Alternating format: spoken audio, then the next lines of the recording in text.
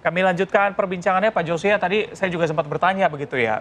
Keterangan dari saksi mengatakan sekitar 5 menit atau 10 menit sebelum runtuhnya bangunan, mereka mendengar ada suara-suara gemuruh begitu.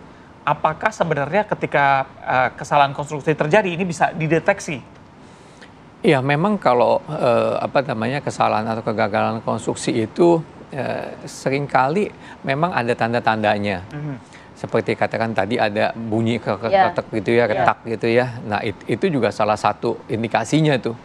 Ya harusnya cepat keluar, tapi mungkin karena nggak tahu ya. Karena katanya di atas lagi ngebangun, mungkin aja dia pikir proses di atas gitu, suara di atas. Tapi sebetulnya itu ada tanda-tandanya. Katakanlah misalnya kalau pondasinya nggak kuat, pondasi sih tidak serta-merta langsung seketika ya. Biasanya ada penurunan. Kalau penurunan itu biasa akan timbul retak-retak. Jadi artinya kalau di bangunan kita ada retak-retak, kita juga harus perhatikan gitu loh. Ini tanda-tanda bukan gitu. Artinya kita harus ya menghubungi yang mengerti lah untuk hal ini gitu. Jadi ya memang pada umumnya ada tanda-tandanya dan itu seringkali tidak diketahui. Oke, kan kalau misalnya kita sering melihat begitu ya, ada roboh bangunan gitu kan bentuknya macam-macam ya. Ada yang kemudian bentuknya seperti huruf V gitu kan, V-shape, kemudian ada yang ambles ke dalam. Tapi kalau ini kan seperti disampaikan katanya pancake model gitu ya. Jadi itu menumpuk gitu. Kalau Anda lihat sebenarnya ini kesalahan di mana? Apakah memang fondasinya ataukah struktur tiangnya atau seperti apa, Pak? Kalau saya lihat ini runtuhnya ini kalau akibat gempa kan pancake-nya bisa numpuk ke samping kayak domino gitu. Kok ini relatif blek ke bawah gitu ya. Nah, kalau saya lihat sih ini ya indikasi saya ini memang kolom penyangganya ini tidak kuat gitu loh. Dan tidak hanya satu saja. Kalau satu saja yang roboh sebelah sini aja. Ini merata gitu loh. Jadi memang kapasitasnya kemungkinan kalau ada yang mengatakan awalnya dibangun hanya 2 lantai. Ya memang kapasitasnya kemungkinan hanya untuk 2 lantai. Kemudian ketika ditambah jadi 3 atau jadi 4. Ya dia tidak kuat lah. Kolom itu nggak kuat gitu ya? Kolom pun nggak kuat gitu. Kalau kolomnya masih kuat, pondasinya aja yang tidak kuat, mungkin dia akan miring. Miring pertama, miring ke satu sisi katakanlah misalnya. Tapi ini langsung tiba-tiba gitu dan saya pikir ya memang kolomnya ini sangat besar gitu loh bebannya, melebihi kapasitas. Oke, kita harapkan kejadian seperti ini tidak kembali terulang. Tapi ketika bangunan sudah dibangun nih Pak, dengan kondisi seperti tadi, tidak ada rencana untuk nambah tinggi, nambah lantai segala macam. Tapi sekarang sudah jadi, apa yang bisa dilakukan untuk mencegah supaya kejadian gini nggak terulang? Nah, saya pikir pemerintah kan sudah ada mengeluarkan peraturan ya, katakan untuk PBG, persetujuan bangunan gedung ya untuk yang bangunan baru ya. Itu harus mengajukan dulu nih minta persetujuan gitu loh. Nah, itu ada hitungannya. Kemudian kalau bangunan existing itu sebetulnya juga ada yang namanya sertifikat layak fungsi. Jadi tiap 5 tahun itu diperbaharui. Nah, jadi katakanlah misalnya kalau ada penambahan bangunan, nah itu dia harus mengajukan SLF katakan ya. Nah, itu harusnya ketahuan tuh kalau ini dilaksanakan. Jadi artinya sebetulnya pemerintah sudah membuat rambu-rambunya, tapi seringkali ini yang diabaikan. Itu dia ya, termasuk kan seperti yang sempat Anda kirimkan gambar kepada kami yang di layar kaca saat ini kan ya Pak. Memang nampak dari tahun 2002 ya, hingga tahun 2015, apa yang terjadi Pak? Ya, kalau kita lihat itu pertama ada penambahan katakan di sisi utara ya. Tadinya hanya 1 lantai, kemudian jadi bertingkat. Kemudian ada sempat terhenti di tahun berapa 2017 tapi kemudian dibangun lagi gitu ya. Begitu juga yang bangunan depan ya, yang bangunan depan yang sisi kiri bawah itu juga ada penambahan juga 1 lantai, sehingga saya pikir ini pemerintah harus segera melakukan investigasi terhadap bangunan yang ada yang artinya tidak roboh gitu ya. Tapi rawan di sana. Tapi rawan.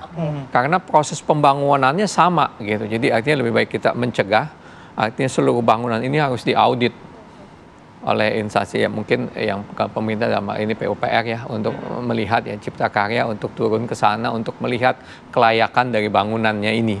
Karena ini kan fasilitas umum, apalagi ini sekolah ya, mereka menuntut ilmu gitu. Ya, termasuk juga banyak yang mempertanyakan Pak, kita kemudian bergeser kepada proses evakuasi saat ini yang berlangsung. Memang angkanya belum bisa dipastikan, tapi bisa dipastikan ada puluhan santri yang masih tertimbun reruntuhan saat ini.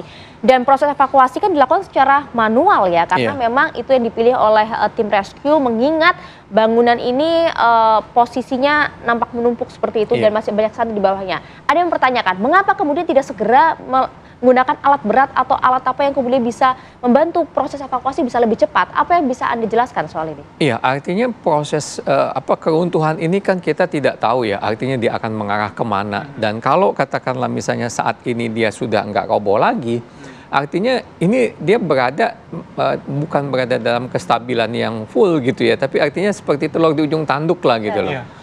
Begitu kita ganggu, katakan ada alat berat yang mengangkat satu bagian, bisa-bisa bagian yang tadinya ada celah, katakannya di tempat para korban itu, bisa-bisa malah tertimpah gitu loh. Dan lebih bahaya hasilnya. Dan lebih bahaya hasilnya. Artinya enggak, ini ratusan ton loh. Betul. Jadi kita nggak bisa angkat langsung pakai helikopter gitu, nggak mungkin.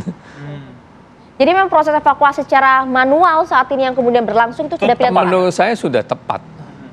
Menurut saya sudah tepat karena ya kita mau menyelamatkan ya korban-korban yang masih ada gitu loh.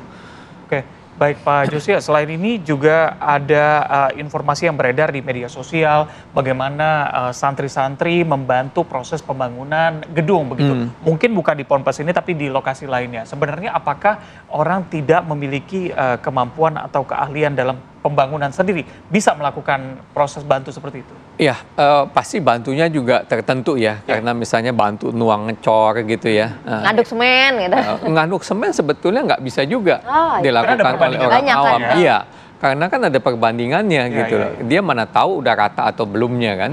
Nah, kalau katakan membantu hanya menuang-nuang saja, ngoper-ngoper ember itu fine, nggak masalah.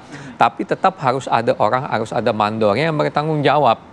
Sehingga katakanlah misalnya kalau ada yang melakukan kesalahan apa? Katakan, oh ini terlalu kental dia tambah air, katakan. Nah itu nggak boleh, katakan misalnya. Itu berpengaruh sama kekuatan dari beton Pasti akan ya? berpengaruh. Kemudian juga kalau ngecor, untuk memadatkannya itu perlu pengalaman juga gitu loh.